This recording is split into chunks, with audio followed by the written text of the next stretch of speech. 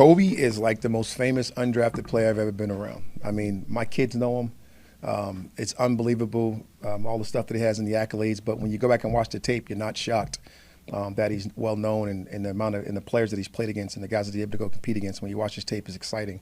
And we were fortunate enough to be able to bring him here on a 30 visit and to get a chance to meet with him and get around him and really find some real interest and be able to grow. And then when it came down to that, let's call it what it is, the recruiting process at the end of the draft, when it was over, that was something that was really exciting for me because, I had a real clear vision and was able to really speak to him in a real clear fashion because I had watched the tape.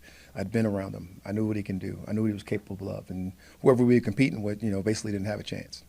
We had a very select group of guys this year, in particular. Terry, I think he said to these guys the 8th round 19 times to you guys as we came down here to talk, doing one of those processes that when he was lead dog and everything and talking about it all.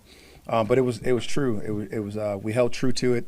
When the draft ended, we were able to immediately be able to contact some of those guys and talk about the fit, what we had done in the draft currently, what we currently have on our roster, the competitive advantage that they can have potentially coming here, being able to explain some of those things. And then if you need to, being able to add, whether you add a Zach or you add a Jeff Oberg or you add even Marquise Williams to those conversations to be able to let those guys know where they can fit. And it just goes further down the list when you're talking about their position coaches and things of that nature and the evaluation that we had on those guys and some of those type of things. And these guys are smart. So they definitely do a little bit of numbers game with their agents and able to go back and look at who we took, what we drafted people at.